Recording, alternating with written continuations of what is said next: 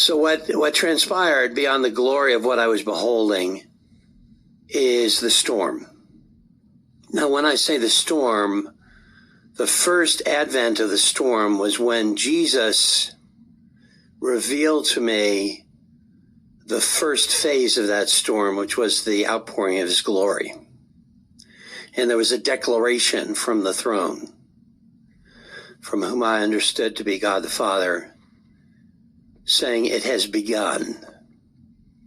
And then from that declaration, I could see this outpouring of what appeared initially as this tremendous light, and the fire, the pillar of fire that I had seen, was then descending upon the earth. And I could see this pouring out from heaven, what appeared initially as kind of a crystalline formation, but then, for lack of a better way of terming it, it was a widespread, kind of like a gelatinous, I know that sounds crazy, but a gelatinous overflowing from heaven that just started to cover the earth. And it appeared first on one side of the globe, which would be what we would classify as Asia, Africa, and then it started spreading beyond that westward. And then Jesus was revealing to me in this vision, as the first advent of the storm, he was revealing to me what was happening on earth. The glory being poured out on earth. And I could see multitudes of people just praising the Lord and giving him glory and honor. And I could see people literally walking out of wheelchairs. I could see them in the hospital just walking out of their hospital beds. I could see just the glory and the people falling on their knees and praising Jesus. And the outpouring was such that there were miracles of all kinds, and there were people that were being saved, I knew, and healed during the outpouring of this glory. And then Jesus came by my side. I don't know if you want me to take a pause there, Gabe, after that was the first advent. Please keep going. So then Jesus came over to me, and I saw the portals along the blue cobalt floor. It was like a glassy ice rink, but people were walking, and angels were walking over this flooring of the throne room. And then I saw the angels that were descending. They were descending. Some of the angels were descending, the same that I saw when I was ascending to heaven. This is what I would call the archangels. They were very much gallant in appearance, with with armor like wetsuits. I mean, it was very different from anything I'd seen. So they were descending, actually rocketing toward earth. And then there were angels around these portals, and I could see figures ascending from the earth. They were coming through these portals. And then Jesus, as I was seeing this, he came to my side and he cupped his hand over my eyes. And what I was seeing after he had done that, I was seeing these shields being lifted one by one. There were 7 of them that God was lifting. And all this time, the Holy Spirit was explaining to me what was going on. And he explained that these were the shields of God's protection that were being lifted over the earth. And I realized from his inspiration that these, for eons of time, that the protection that God had provided over the earth and over the people on it were holding back the vitriol, the horrific things that the enemies of God had desired to do. The devil and his minions. And now,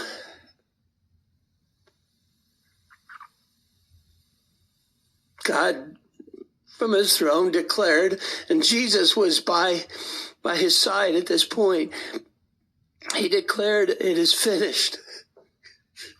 And I knew those were words that he did not want to speak. I knew it implicitly, that he, almost as though I understood it, he wished that he would not have to do this. And as these shields were being lifted, I was seeing all kinds of atrocities on earth. Oh, Lord. I wish I didn't even have a memory of them. I was seeing people who were crying out. I was seeing the earth was just burning.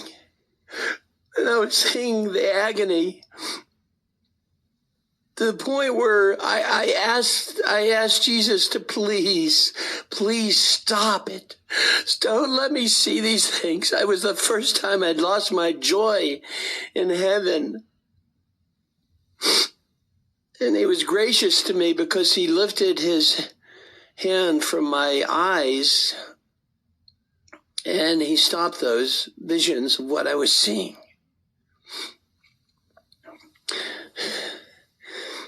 And then he had left my side, and in the distance I was seeing him mount a white horse. And the tassels of this horse were red. And I knew implicitly from what the Holy Spirit was explaining to me that they were dipped in the blood of Jesus Christ. And there were multitudes of angels and humans as well behind him. Multitudes. And I could see down below, I could see what appeared to be a flame. And I came to understand later that this was Israel. And then Jesus, after mounting his horse, he had declared, and echoing what the Father had declared, "It is finished." And he descended upon this place that I originally thought was a flame, which was Israel. And it was burning. And behind him were all of these angels descending with him.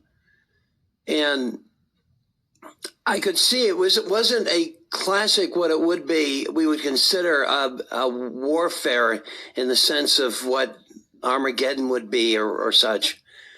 This was a complete, and I don't even think there are words in the English, in any vernacular, complete, not just decimation, but restoration.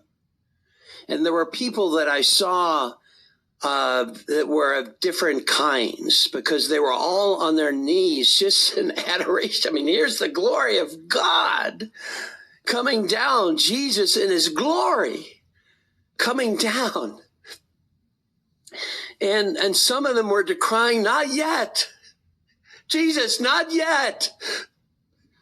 It's not time." They were imploring him to turn back. They were on their knees, but they were fearful.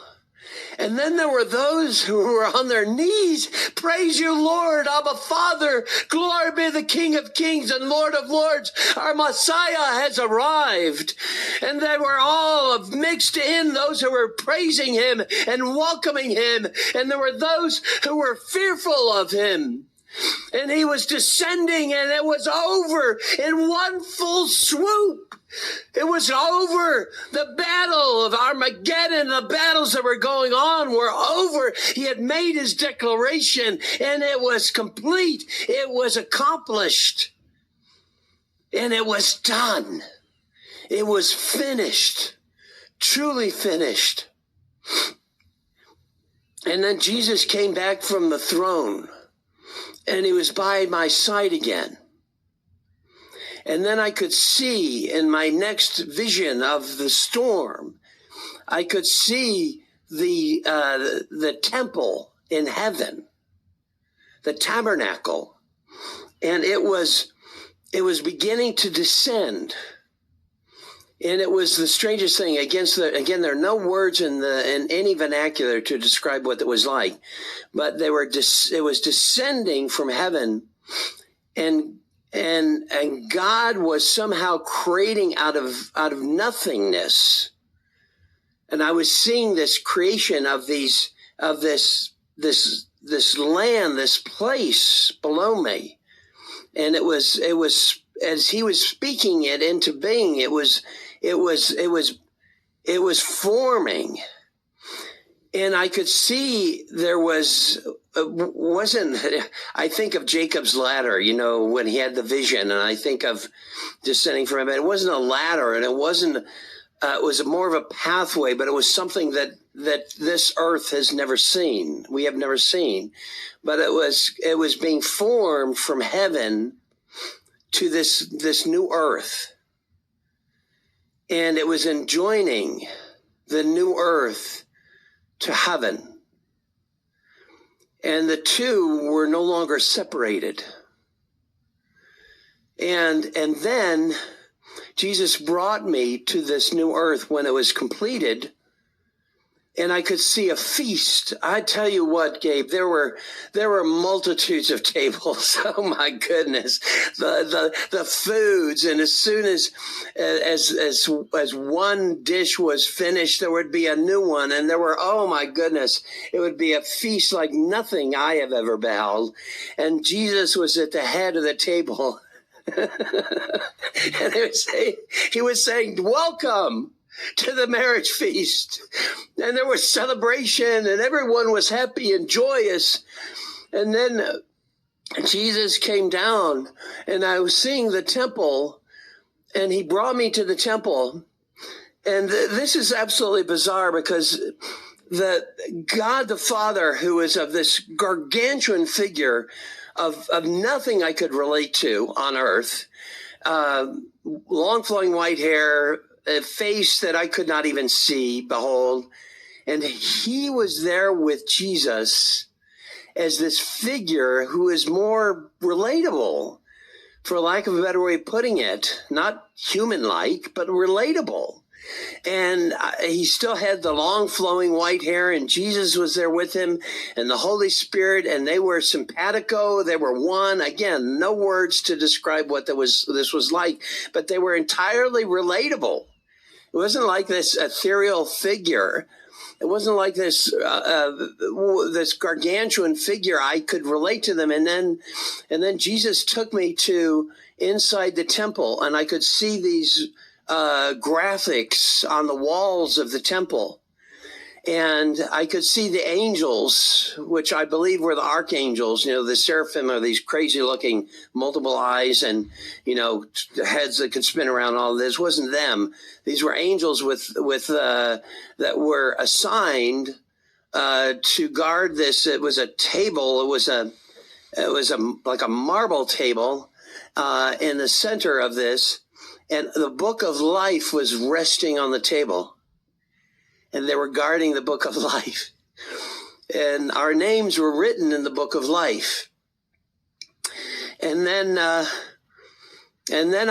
he walked me back out, and this was the close of the storm that Jesus had brought me to witness.